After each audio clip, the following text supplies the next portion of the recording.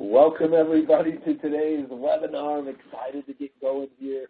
You've got Gabe Larson. I am the Vice President of Design Sales Lab. That is our research and best practice group here at Inside Sales. And today, we're going to go tactical. Sometimes I like to be strategic, guys. Sometimes I like to go tactical. And today it's a little more tactical. So if you don't want to, I don't blame you. You know, you can jump off.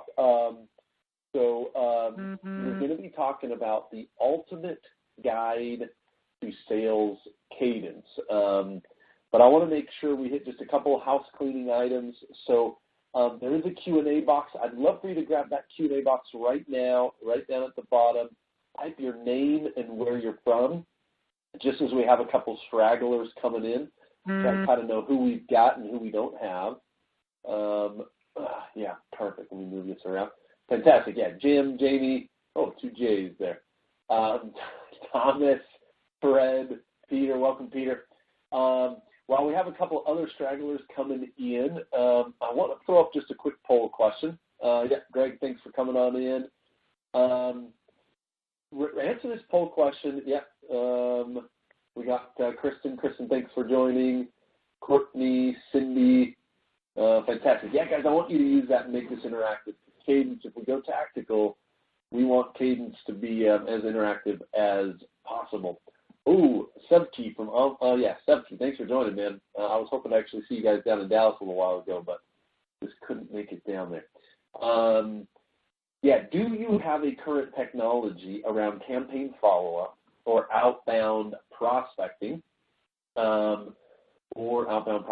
cadence? Yeah, you get the idea. Yes, we use a technology. No looking at technologies to help, not a concern right now. Go ahead and submit your answer.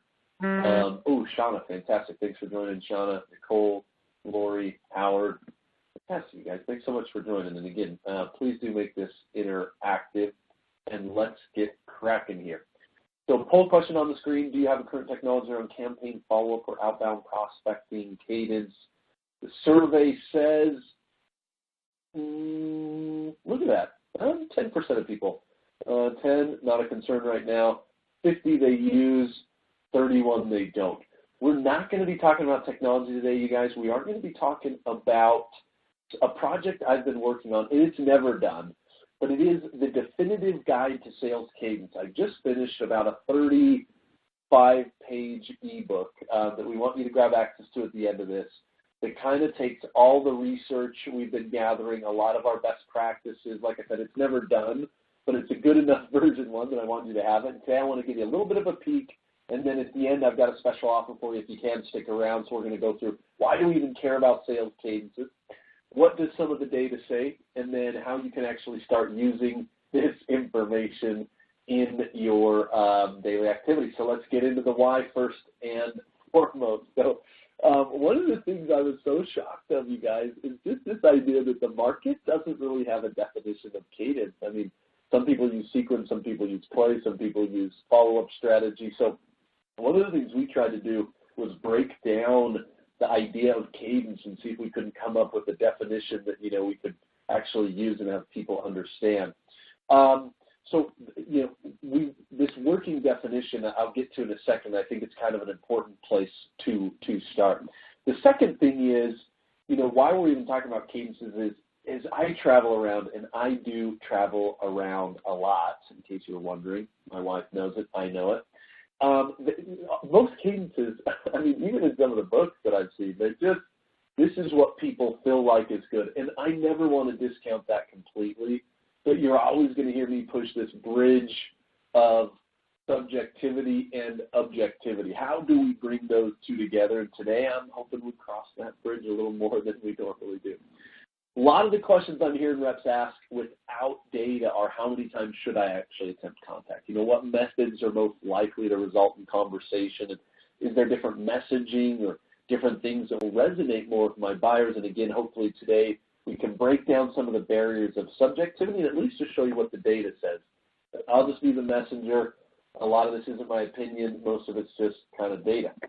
The other thing, one of the other reasons we talk about sales cadence is just reps falling in love with different communication methods. I mean, I love hearing reps say, oh, man, I only see success through social selling, or I only see success through email, or I'm just a cold caller. You're going to see in the data today that there's multiple communication methods, and truthfully, more communications, basically the better when it comes to actual results. Now, last but not least, again, playing off that subjectivity concept, a lot of sales reps think they have strong cadences, or they're actually doing strong cadences. I don't know if they know what strong means, but basically we'll see things like this right here. So this is taken from a research study. Love these guys, Topo. If you haven't heard about them, check them out. They just did a study and asked sales development reps, and how many touches do you do per prospect? And it came out to be 15.5. We actually did a similar opinion data survey that came out to be almost exactly 15.4. Is that the right number, though? And do they actually do that? The answer is no and no. And so there's a lot of missing pieces, you guys, on cadence. I now want to get into the what and see if we can't cover what should you actually be doing. What are people doing? And then what should you actually be doing based on data? And some of this is hot off the press. So for those of you wondering, there's two research reports I'm basically going to be citing here. And feel free to ping me after or grab me on LinkedIn if you want to dive deeper into this. I love this conversation on cadence. It's like my favorite thing. But there's big differences, you guys, on inbound cadences, and we'll get to that in just a minute, what inbound is, but generally speaking, that's following up on marketing leads. So we looked at about 9,000 companies, a couple 100,000 activities, and different cadence sequences to try to figure out what people are doing and what they're not doing on inbound leads. And again, inbound is so much different than outbound. In addition, we flipped the coin over and looked at outbound. We looked at about 1.5 million activities and about 500,000 cadence sequences, these activity sequences, and tried to figure out, again, what is working, what are people doing, and what are they not doing. So not really Gabe's opinion here. This is just the data as a result from our analysis. So let's get into it. This first piece here is just the definition. And I don't know, I'd be interested, comment to me. What do you think about this definition? Good, bad, ugly? Let me read it out to you and break it down while you throw some thoughts in the comment box. And truthfully, I'd love to hear your definition if you feel like you've got a better one. I'm challenging you. Cadence is a sequence of activities to increase contact and qualification. Let me just briefly go through that as some of the responses coming through. So a sequence, guys, think of a sequence as something that's more data-driven. It's got a little more detail than your typical randomness that we often subjectively throw down on paper. Cadence is a sequence of activities. Now, we're going to talk about it, but there are 6 activity types that you need to be thinking about when running a cadence. There's 2 main purposes of a cadence, and I think this often gets missed. The first is to increase conversations or contact rates. You want to be able to talk to more people. That's super duper important. But know that great cadences can also educate your buyers. They can qualify people and get them moving further down the pipeline than you had them before if you do it right. Now, a couple comments here. Is there a difference between a cadence and a sequence?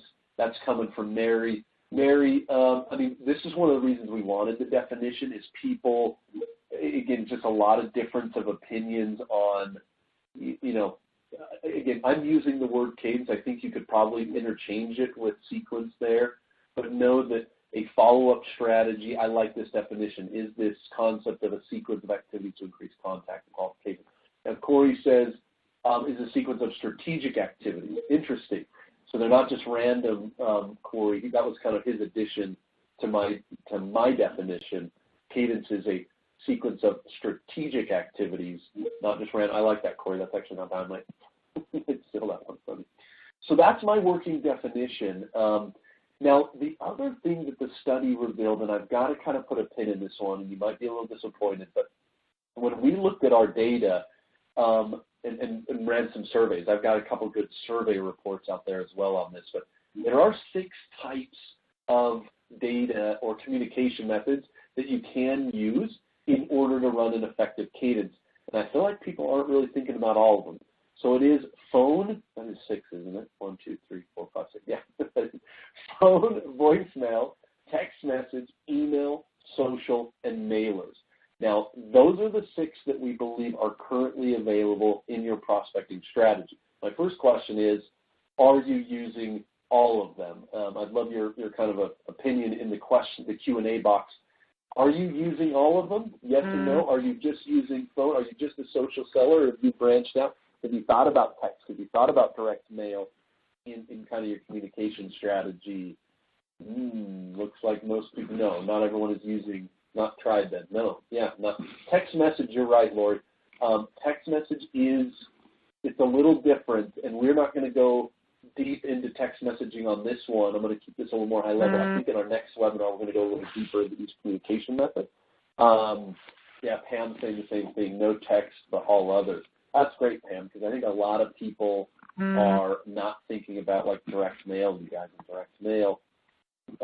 Real cool stuff coming up there.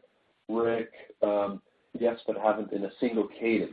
Yeah, that's interesting. And I don't know, Rick, if you want to have every single one of these in every single cadence.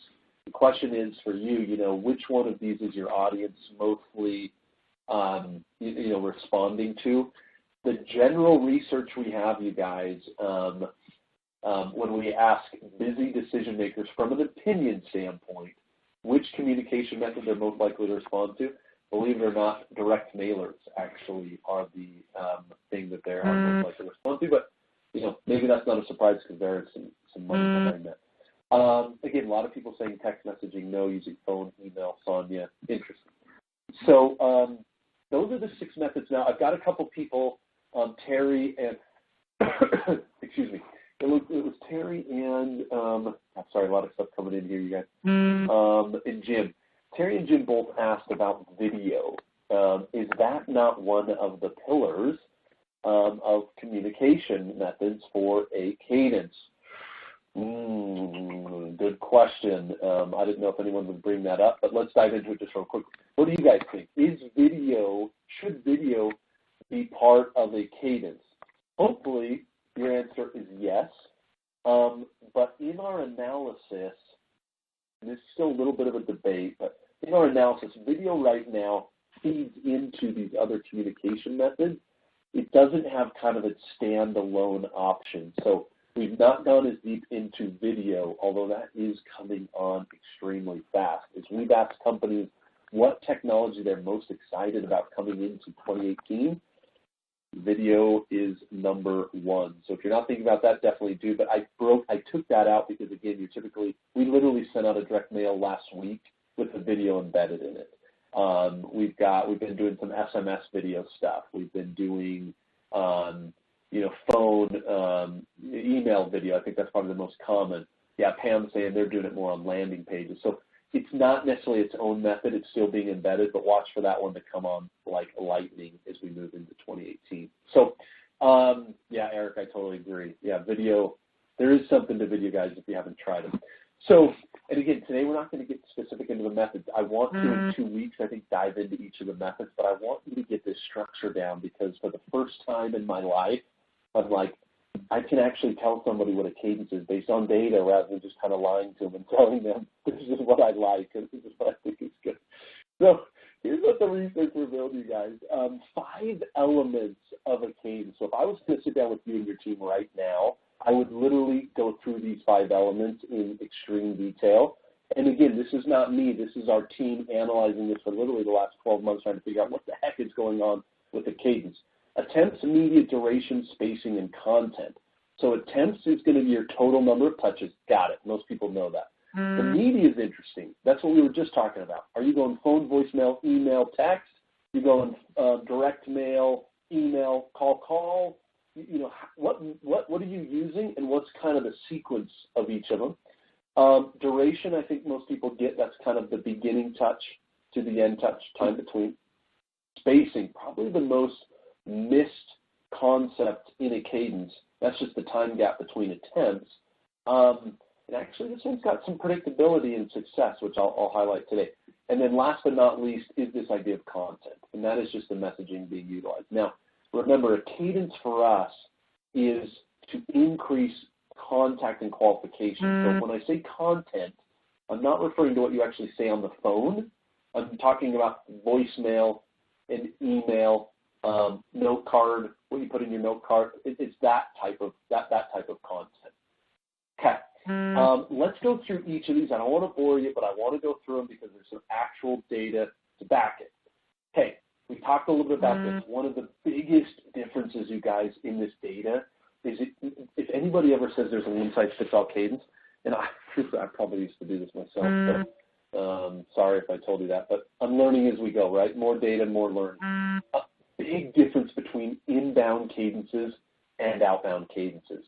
So an inbound cadence I'm defining here is when a rep reaches out to someone who knows your company. Think marketing, they've engaged with you, they've downloaded something, they've filled out a form. When we look at attempts in that format, and again, it's looking at thousands of attempts, 4.05 is the total number of attempts per leader contact. Now that breaks down into 1.73 phone calls and 2.32 emails. Now, this is probably where you're going to kick me. One of the things we don't have great data on is mostly around, it's around direct mail, text messaging, and then social. It's just not great. We just don't have great data around it. So most of this research I'm showing you, make sure you kind of put this through the lens of phone, voicemail, and email. That's the significant portion of the data set. So when I look at inbound leads, 4.05 is the typical number of attempts, and you can kind of see that here. Software industry does a little bit higher. Healthcare industry does a little bit lower. Interesting, though, as I mentioned before, average touches per prospect, according to opinion, is sitting at 15.5. Now, when we looked at what the actual data is, and this is again on inbound, right? So it's slightly different. The average was at 6.6, and actually I took it one step further and looked at the median. Not that some of you care, but there were some real outliers. So what people are actually doing on leads is at that 4.05, and that is, look at that, you guys. I mean, from what we think we're doing, 15.5, versus what we're actually doing, it's like a 3 times different. Isn't that funny? I mean, I think I go to the gym 3 times a week, but I don't. I mean, that is such human. It's just, my goodness, that's kind of the human element behind it, right? So that's one, I think, interesting piece here. A couple questions coming in. Do you have the time frame that these attempts were made in? And Corey, that's coming from Corey. Yes. So I'll get to that in a minute because that kind of fits into the duration. Like, what is the average duration, Corey? So I'm going to put a pin in that at the moment. Ed is telling me my phone.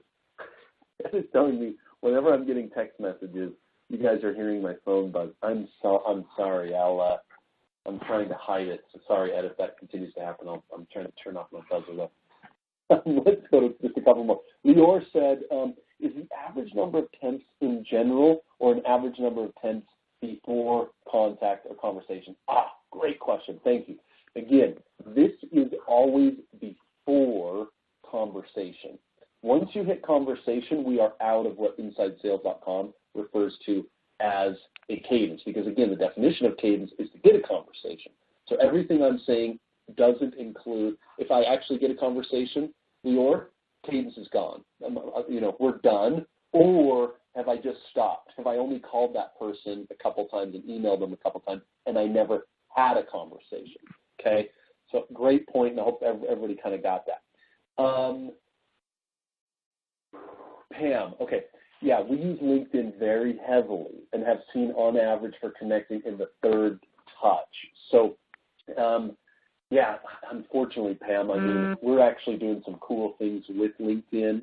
I just don't have a lot on it. They've just not opened up enough of their APIs. I did a real interesting test. If you want to hit me up after, we sent about 200 LinkedIn in-mails versus 200 LinkedIn in just request connection with the exact same message to kind of see how those performed against each other. I've been doing some stuff, but it's more isolated, Pam, on social, so you'll have to hit me up probably after to kind of dive into that.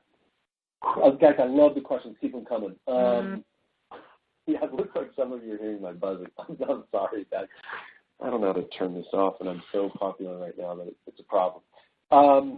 So cadence isn't usually associated with inbound, Eileen says. Isn't usually associated with inbound.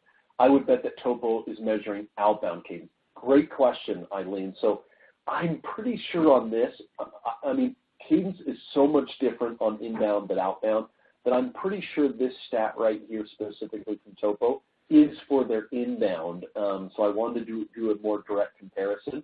But yes, you'll absolutely see, and I'll try to call it out, a lot of differences in outbound versus inbound. But I do believe you should be thinking about an inbound cadence and an outbound cadence there as well. So let's get to kind of the crux of it, you guys. When it comes to optimal cadence for inbound, following up on leads, you're going to be kind of in that up to 10 spot, with your sweet spot being around 6. You can see a little bit of a graph there. You kind of hit a nice threshold, nice contactability at 6. Now, this one I say up to 10 is because you really still see some good value in that. It doesn't mean you can't go over 10. That's one of the things people hit me. They say, well, what if I wanted to do more than 10 attempts on an inbound lead?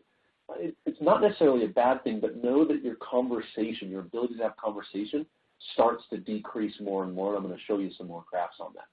So, Eileen, I think this will kind of go with your thought. That was all inbound, guys. That was all what's going on with inbound leads. Let me just flip the table on you and say, forget about that for a minute. Let's go outbound for a minute. This is when you're reaching out to someone targeted, when you reach out to someone who doesn't, quote, unquote, know your company, right? Now, this is from our data set, meaning when we just asked people, we asked over 1,000 companies and said, hey, we want to know what your cadence strategy is. We ended up at 15.4 total touches in the average cadence. And you'll notice still phone and email pretty heavily dominates that, right? So 4.7 phone calls, 4.6 email. You got 2.9 voicemails, 0.7 text. So almost nobody's even texting. I'm getting a couple of you asking, should I be thinking about text? I mean, cadence is always about being different. That's why direct mail is killing it right now. So if you're not thinking about text and maybe how you can use that, especially on inbound stuff when people opt in, you probably should. Social, again, definitely coming up to almost two of the 15 touches. And then you see direct mail, again, very few people using it, kind of to play out the bottom. So that's, again, using opinion research from InsideSales.com, thinking about an outbound cadence. Now, when we think about an outbound cadence, and we studied 500,000 outbound cadence sequences, the typical number of attempts was 3.5. So, interestingly, an inbound cadence, people typically will give another touch or so. On an inbound cadence, we're sitting at 3.05 on average. Again, that's looking at 500,000 cadence sequences. When you think about this outbound cadence, you guys, I don't know if you can see that graph. That's kind of small for me, but this was interesting. I had been taught that you should go really hard on people, and you should get up into that 15, 20 touches. I don't know if you guys have heard that. I'd love to know if that's kind of been the story you've heard. Make sure you get 15. And truthfully, I've thought that was, again, that's kind of what I've done. I've been teaching that myself because we've actually seen some goodness around that at Inside Sales, probably in the 10 to 15 touches. But notice, overall, your optimal number of outbound touches is actually up to 6. That's kind of, and with your sweet spot being right in the middle there, right in number 3. Notice as you get more and more, it's not necessarily terrible. This is a capacity question. Your contact, your ability to have conversations, your success rate is just, it's dropping pretty dramatically. So I throw that out there as an optimal, kind of in that up to 6, which is different. That's totally different than what I've been, I just think what the general market's been thinking about. And again, don't shoot me, I'm just investing here 500,000 cadences we've looked at. Now, this doesn't include, remember, social, doesn't include direct mailer. So this is just for phone, voicemail, and email. So I'm seeing a couple of you say that, and yes, you're absolutely right. So that may give you another couple touches and get you into that more 10 mark there. Let's hit a couple of questions because we've got some people coming in here. Is this the average that people actually do? So the average, Corey, that people actually do is that 3.05.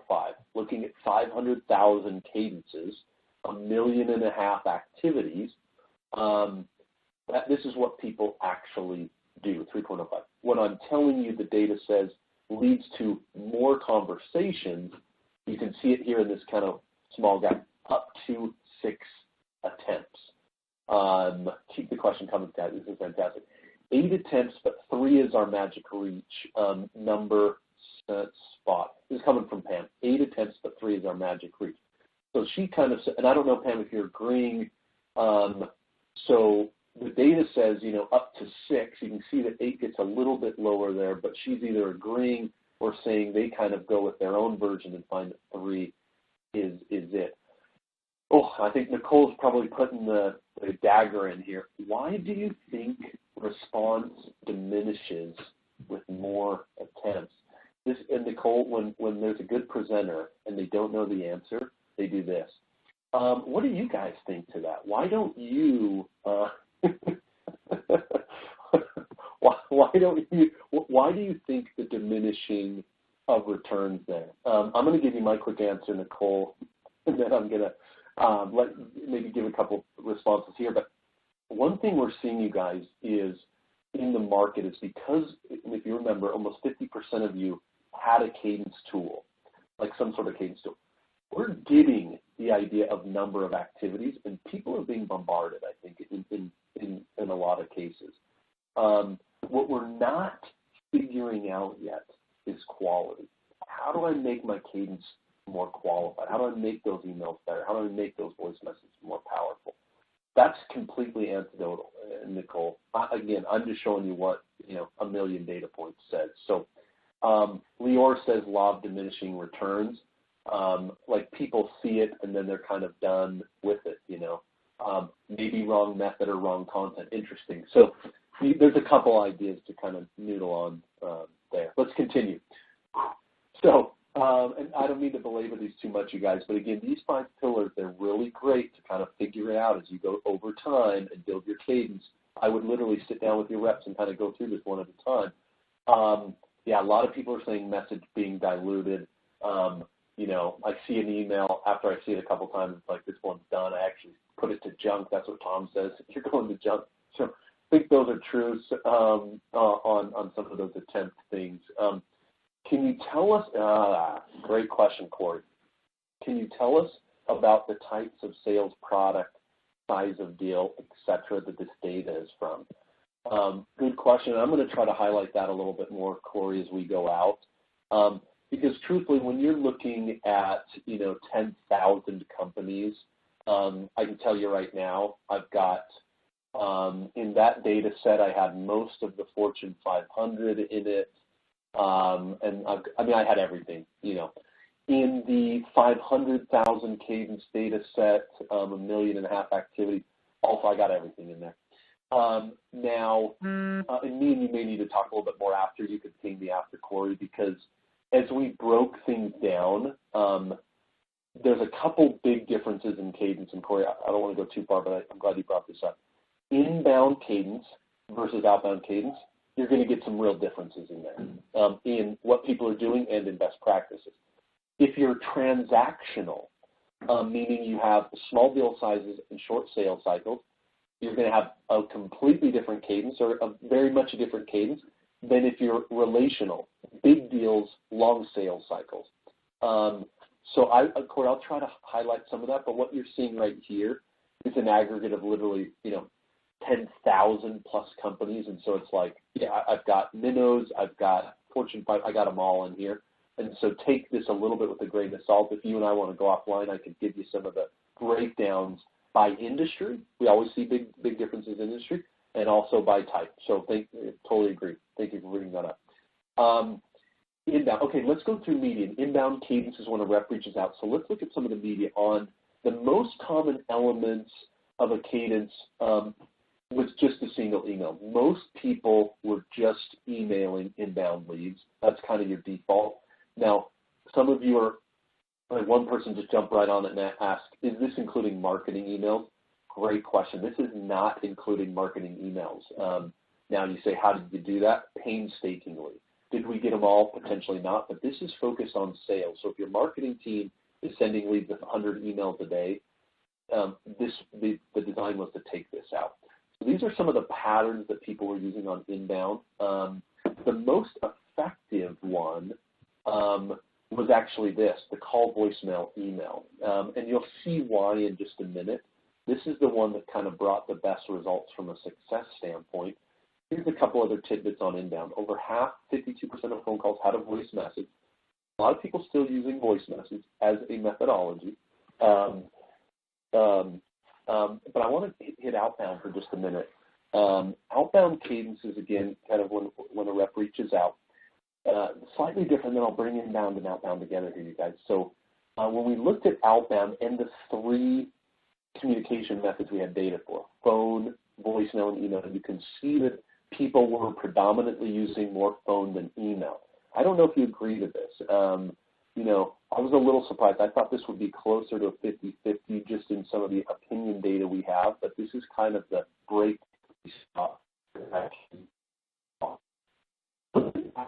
Really interesting. If a cadence only had one method going outbound, 9.5% success rate. Two methods, went to three methods, it went to 25.1. So using three methods, you have 165% higher success rate than using one method. So again, if you want to be a cold caller or just an email marketer or just a social seller, I think this is a pretty good data set to say when it comes to media, find a way to use multiple methods because you're going to, you're going to see a lot more results in that. So again, Lior just mentioned, hey, I'm very surprised to not see social. Isn't that a big part of kind of the outbound outreach? I think it is, Lior, especially if you're working strategic accounts. But again, it's not that I didn't want to include that, Lior. It's just we didn't have that data set. We tried to pull. It's just not widely accepted right now. We just don't have a lot of that following into CRM. So it's not that I don't. You shouldn't be surprised because I didn't have that data in the actual data set, Lior. Good. Okay. Let's go into duration. Let's keep moving here. But I appreciate the questions, you guys. Duration and looking at inbound. So the typical duration on an inbound cadence was 4.89. 4.89, that's the number of days for a total cadence to last. That's, again, first touch to last touch. Now, that's on inbound, right? That's on inbound. You can see software was a lot longer, transportation fairly short. Now, I'm taking here the median, which is 4.89. Now, if you look at this, what people thought they did for an actual duration versus what the median was, again, was quite a bit different. So most people in our opinion research said their cadences last up to 30 days. And we see that on an inbound lead, again, that was more like 5 days.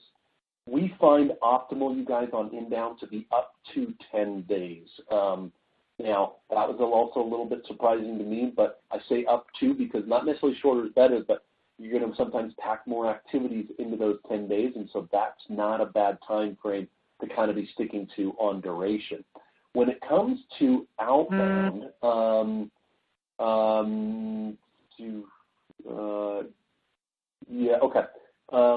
Jerome, hey man, how are you? So Jerome just said, hey, are you going to kind of discuss AI cadences as an alternative option? We're looking at testing it out for some of our digital leads. We're thinking of testing this versus plays. Just curious if your research went into that. Let me hit that real quick, Jerome, because one of the things we're finding is just sort of how can AI fit into, how does it fit into Cadence, and does it? One of the things we're learning right now is that it certainly has a big impact in conversation rates in two key areas. Number one is your ability to send an email. So what I mean by that is I'm randomly sending emails when I want, but if AI can figure out when is somebody actually engaging with email and it sends it at a more optimal time, Jerome, you and I can talk off base. We actually have a big study coming out that dives really deep into that. We've been running internally for about the last, call it, maybe 3 to 6 months on trying to figure out kind of the difference between me sending an email versus AI sending an email and the ability to boost my Cadence success. Short answer, AI is winning. Same thing when it comes to phone calls, optimal time, but also optimal phone number. I choose a phone number, may not be the best phone number. If a system can recommend to me a different phone number, Jerome, those are two kind of low-hanging fruit we're finding where AI and data can come into a Cadence and really, really help. And I don't know if that's your exact question, but that's kind of where I was going. Jason, good question on the 10 days. Is that including weekends? That is. That's just 10 overall days. I'd be interested to kind of know what your opinion on that, Jason. To me, that seemed like that was pretty short. But again, guys, one message that kind of came out of me from this data is, maybe short and sweet isn't as bad as we kind of thought. I love when people go recycle. They run somebody through a Cadence for a couple of weeks, and then they recycle them for a little while and then bring them back hard with a different message instead of letting it go for 3, 6, 9 weeks, etc. Let's look at the duration here. When we compare the durations, no problem, Jerome. Jerome and I have been talking a lot, so keep them coming, Jerome. So, again, outbound cadences, duration is at 29.3. Median of what people are actually doing is at 20.8. The question is, what is optimal? Look at this. This is fascinating. So, I thought it would be significantly different than inbound versus outbound, but notice, and guys, this is like data fresh off the press. If you called into InsideSales.com and you asked somebody about this, I bet they probably wouldn't even know. This is literally, this research report is coming out next week, but looking at these outbound cadences, so 12 days there. Look at the success rate if you keep your outbound cadence under 12 days versus over 12 days. It's not that it's bad. These are still decent numbers over 12 days. What we're talking about is optimal. So part of the things you got to figure out is what is your capacity model. Let me get through the last of these, you guys, and then we'll get into a couple examples. Spacing here, one of the most missed. I've asked a lot of sales reps, what do you think of spacing? Most people go in the range of 1 to 4. That's where they think they should be. Let's look at what the data says. So the typical spacing, again, comes out to be 4.23 days on an inbound lead. I can tell some of you are like, oh my goodness, this guy's like way too much data. I'll get to some more fun stuff here, just a second, guys. But this is fun. This is interesting. Look at this. We're finally figuring out what the heck's going on with Cadence. But 4.23, but notice on an inbound lead how it significantly jumps. So between touch 1 and 2 is significantly shorter. It jumps a little bit more from touch 2 to 3, and then it basically persists so that it jumps to almost an average of a week. So it's hard to say what the average spacing is on inbound because you've noticed that it's short and then gets longer. When we asked people, they said their average duration was, again, 1.9. Median duration we found to be 4.23. You probably can't see it in this graph. Dang it, I needed to make these graphs bigger. But interestingly, when it comes to spacing, 2 days is kind of the number, and I say up to 2.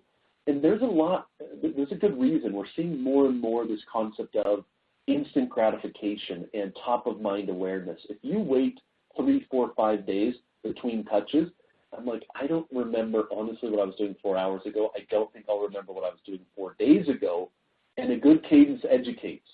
So if you're doing a breadcrumb trail, 2 days is kind of where you want to be on inbound, and you'll find that on outbound it's actually fairly similar. So notice a little bit longer. Average duration 1.9, what people thought. On outbound, it was actually at 4.5. And then again, from an optimal standpoint, and if you can see this graph, up to 2 days, you just have a better success rate there. It's not that success is terrible when you're at 7 days, but it's, it's just significantly lower, so something to kind of consider. Last but not least here is content, and a couple interesting things on content. We've been studying a lot of email. You might not find this interesting, but the typical word count of a prospecting email fell at 362 words. That's a lot. I had 3 people immediately jump in on the Q&A and say, really, 362 words? Yeah, that's a lot. Maybe some marketing guys kind of slipped in there. Maybe marketing helped some of these people build that. 59% of prospecting emails contain a link as a call to action. 42.8% of voicemails were over 30 seconds, and I'm just giving you a couple highlights here. When we look at best practices, you guys, and truthfully on inbound and outbound, this is a little more difficult. One that's very much holding true. If you are using voicemails under 30 seconds, it's still absolutely holding true. This email one's getting interesting. And it's a little bit general, under 300 words, but big debate right now. A lot of people want to go extremely short, extremely simple, and having some really good results on it. But a lot of people are going with long-form emails and having some great results on those as well. So I don't have a great answer, but we did see about that 300 in general is where you probably want to be under. But if I'm you, I'm testing some long-form emails as well because I'm seeing people do surprisingly well with it. Let me sum up real quick. So if you're an inbound rep, this is what you're doing, and this is probably what you should be doing. You're at 4.05 attempts, probably should be more in that 6 to 10 range. You're probably just more heavy on email, probably want to get into call, voicemail, email, bring some other methodologies in there. Again, I'm a fan of other. Duration, you're at 4.89. Want to be watching that up to 10. Spacing, you're at 4.23. Want to be up to 2. And then content, you're at 362 and about 23 seconds on voice messages. And you want to be under that 300 and then under that 30-second on voice message. If you're an outbound rep, just to sum it up here, you're at 3 attempts, probably want to be more, that's a typo, I apologize here. Just this one's a typo, good. You want to be in that 6 range, apologize. So you're at 3 attempts, up to 6 there. Again, you can certainly go to 10, but you'll see some diminishing returns. Media, it's most heavily going to be, again, just maybe a dial, but you want to get more methodologies in there. Duration, get up to 12. Spacing, keep it at 2. And then, again, some of those content pieces. So let's end this here. I know some of you, that's a little bit long, but I find it fascinating to finally look at this through a data lens. Let's just look at a couple examples of cadences, and I just want to break them down with you. Tell me what you like or don't like about a cadence. This is an actual cadence from an actual client of InsideSales.com. Send me your cadences, you guys. I collect cadences now. I hang them on my wall. If you want my feedback or opinion, please let me know. I'm going to show you something we have called Score Your Cadence here in just a minute. We'll actually score how good your cadence is. So you can see that in just a second. But tell me what you think about this cadence real quick. Good, bad, ugly. I'm going to give you a couple ideas. No, I'm going to wait just 1 second and see what I get here. Oops, I lost you. There we go. Jerome, I'd love to go deeper on some of this stuff with you, Jerome. Some of this is new, so some of those guys may not even know from Inside Sales what I'm talking about, but some cool stuff here, and actually more. I had to cut out about 50 slides to try to keep this under an hour, and I'm already 45 minutes. Okay, some people are saying, let me just go through a couple of these ideas, feedback on this particular case. I don't know if you can see it. So strengths, people are saying, I love the idea of leading with email. Interesting that it goes so long. Tom says, where is social? I love that, Tom. Lori added that as well. So this is an actual cadence, and I'm just going to break it down real quick. Guys, it's way too long. This is one of the problems we're seeing. We're not marketers here. A marketing person can do a drip campaign for 77 days. I'm fine with that. We need to prioritize our stuff. So you got to go down. Now I know it needs to be, this is an outbound, by the way. This is not inbound, this is outbound. and they went 77 days. That's wow. Notice their spacing, right? The funny thing is, they do. I'm seeing a few of you knock this out. The idea was to basically send an email, find a contact, send an email, and then a week later do a start kind of your cadence and do it every Tuesday. The problem was if you're hitting the same person the same day every week, you may have some real good success with that, but you may have some real bad ones. So that was kind of a weird thing. Love the social. Don't like the length of it. I love that they've used phone, voicemail, and email, but I'm a big fan of kind of mixing and matching there. And then again, you got to watch the spacing. I think you got to bring that down into something that's just more reasonable. Okay.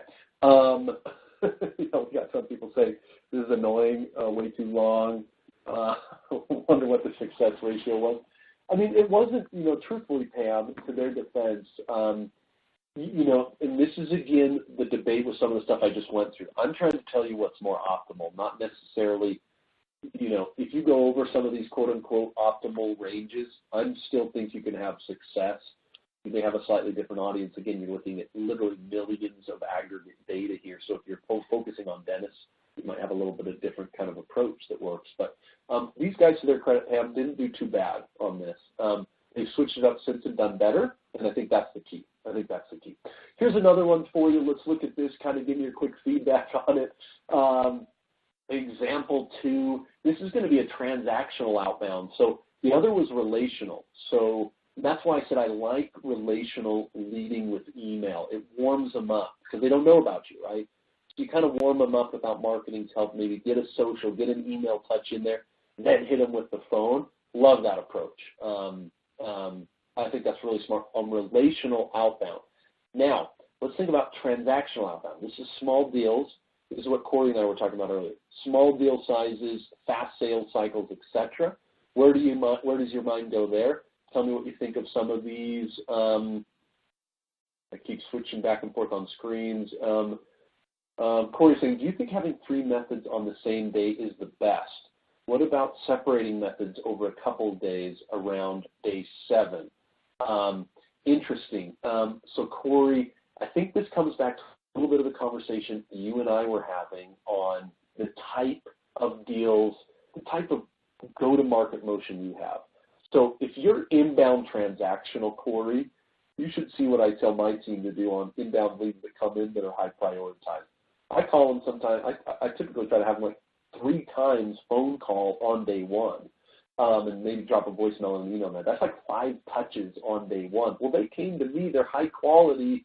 What the heck? I'm going after them crazy stuff.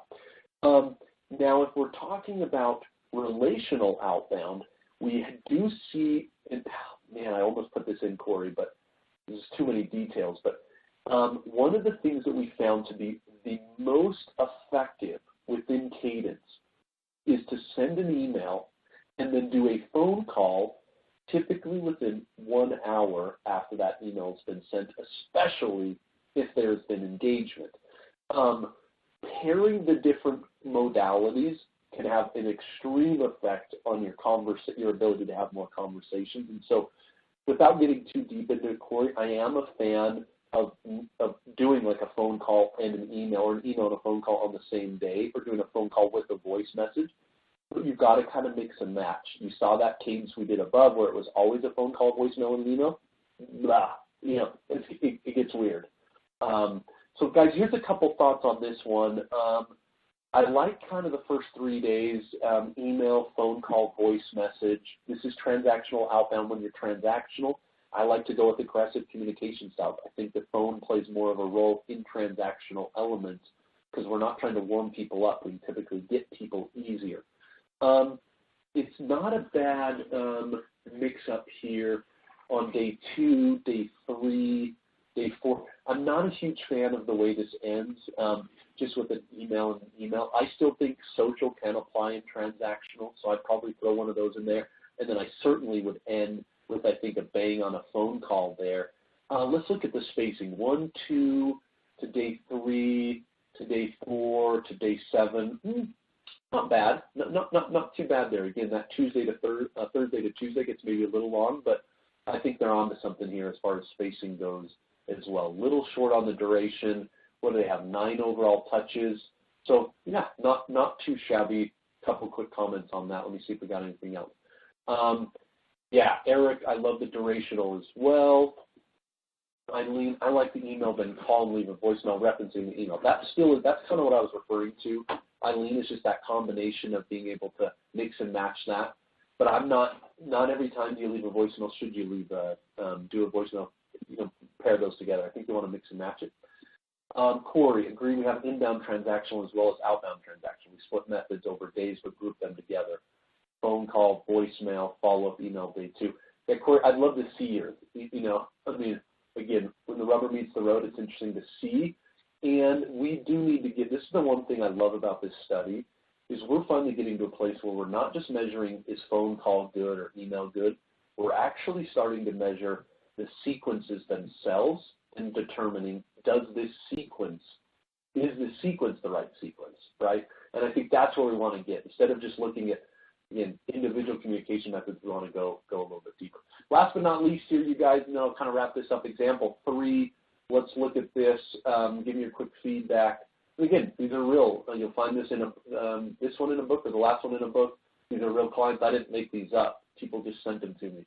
So what do we have here? This is a transactional outbound. Why don't I have an inbound in here? Should have had an inbound in here. That's too bad. Next time, I guess. So this is, again, transactional inbound. They've got 10 overall touches. Looks like the spacing, this one tight. This one, look at this. This is a 5-day overall, 1-day spacing. So they're going pretty aggressive on that with 10 touches. Transactional outbound, yeah, I mean, I'm not necessarily opposed to it. It is somewhat aggressive. Let's see. Reading with email on transactional, I don't love that point. What do they have? They have a total of 1 phone call in that. No, they have 2 phone calls. Yeah, 2 phone calls. Okay. Yeah, I mean, they went way heavier on the email and kind of social. I feel like phone call got a little pushed down. And again, on transactional, I like to see just more aggressive. I think it's where you want to go when you're talking about short sales cycle. You don't need to warm people up. Let's get in, kind of get out, get going. The length, again, you guys, 5 days, even on transactional. Again, this is a part of your capacity, but I do like that kind of 2 week, that 12-ish plus days. If you're going out, it is transactional. So if it is relational, I'd push even maybe the 12 a little bit more. However, on the, if it's relational, I do kind of like that 10-day mark. So anyway, look, there's an art and a science. One of the reasons I wanted to put these here was to kind of show you, look, there are some tried and true principles, but there's also a lot of art, and you've got to kind of make that out in your head and figure out what works best for you guys. Okay, so let's move into this Q&A. Eric, that's a good question. Chris, we got a couple of questions coming in. I'm just going to throw this up here, you guys, just as we start the Q&A section here. What is your biggest pain point regarding Cadence? Is it that you felt like you didn't know best practices around Cadence? Hopefully we helped a little bit today. I believe I'm going to do a webinar in 2 weeks where I'm going to go deep into, now that you know the structure, let's go into what is the best practice email look like? What do best practice voicemails look like? What do best practice mailers look like? We'll get into the actual elements, but I wanted to get that foundational piece. But what is your biggest pain point? Don't know best practice around Cadence. No technology. We kind of hit that one. Sounds like that's not a problem. No visibility into which cadences work best. Now I'm gonna leave that up for just a second. So Eric said, "Hey, I had to jump off for a second. I was wondering how many outbound calls should be made on average." Now we've moved a little bit away on this particular one, Eric, with phone calls, and we've looked at it more from a sequence standpoint. So what I can tell you, and Corey made a good point, if you're transactional and relational, these numbers will differ a little bit, but think if you respond to inbound leads, you typically want to be in the 6 to 10 range total activity. If you're outbound and you're going cold to somebody, you want to be in the up to 6 range total activities. I actually do know, Eric, I didn't present it here on what the mix potentially should be. I do know.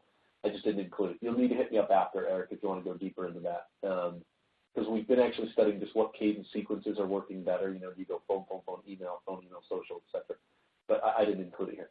Christopher, oh yeah, so he was just saying feedback on the last cadence. So 2 emails in 1 day, no call until 4th attempt. I agree, Christopher. That was a little bit odd. The sample days don't match up with the number of days in the cadence. That could be true. Debbie, I don't know who put these slides together, but they're fire. Just kidding. I did most of them. Good catch, though. I think I know what you're talking about, Debbie. Okay, so biggest problem is, interesting. Some of you said don't know best practices. I think that's true, but not visibility. I think you guys are right. No visibility into which cadences work. I love that. We're kind of just guessing and shooting it at the dark. We're just moving, guys. This is our first big movement into this, and I feel your pain there. So I want to make this offer for those of you who are willing to kind of stick it around. I'm showing you something here. This is called Score Your Sales Cadence. It's built off the data. You can use the link right here that I'm showing you now. Click on this button. Send me your cadence. You basically fill out a survey. It's like a couple minutes. I'm going to get that. I'm going to run it through our engine of kind of what we just talked about, some of these best practices. And then I'm going to spit you back a little bit of a report to tell you if your cadence, again, according to quote-unquote data, is good, bad, or ugly. And I think it's a fun next step for those of you who want to kind of dive into it. Score your sales cadence. Use the link here, and I will be offended if you do not add me on LinkedIn. If you do not, I've literally told like 3 of you to continue the conversation with me. And as a side note, for those of you who fill this out, we will be sending you my definitive guide to sales cadence, 40 pages of nonsensical cadence talk from yours truly. So grab this link, fill out your cadence, and I will send you my definitive guide to sales cadence, version 1, again, subject to change. But guys, thanks so much for joining. Let me just hit a couple questions that I've missed and some that are coming in. If you want to stick around, feel free. Certainly appreciate your guys' time if you do need to jump on to the next thing. I know I do, but I got a couple minutes.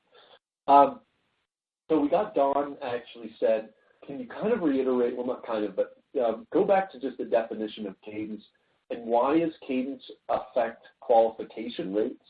That doesn't seem to, is it link is blocked? No, that can't be true. Is that right? Let me try that, Jerome, real quick. Oh, I got through, Jerome, but I'll send this. I'll make sure.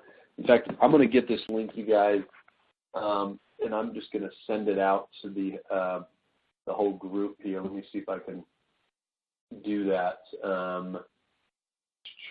Just kind of a send all, and I'll see if I can answer some of these questions. So Don was just saying, hey, what is the here it is, Jerome. I'm sending it to you now, and I'm going to send it to all just in case that link wasn't working, you guys.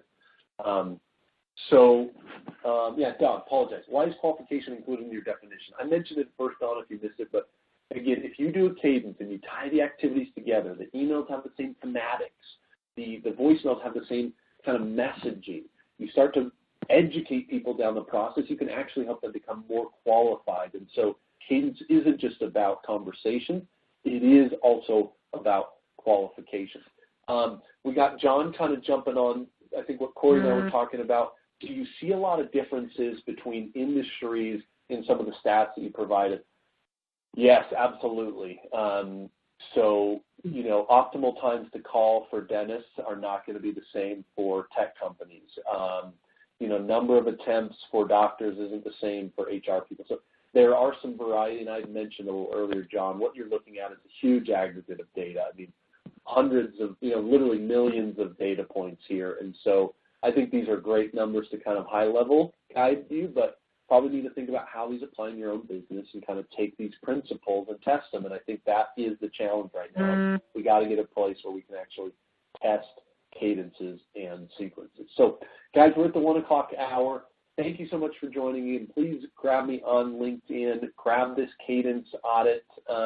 Would love to get you a score back and get you my definitive guide. And with that, remember, success is always this one play with. Have a great day.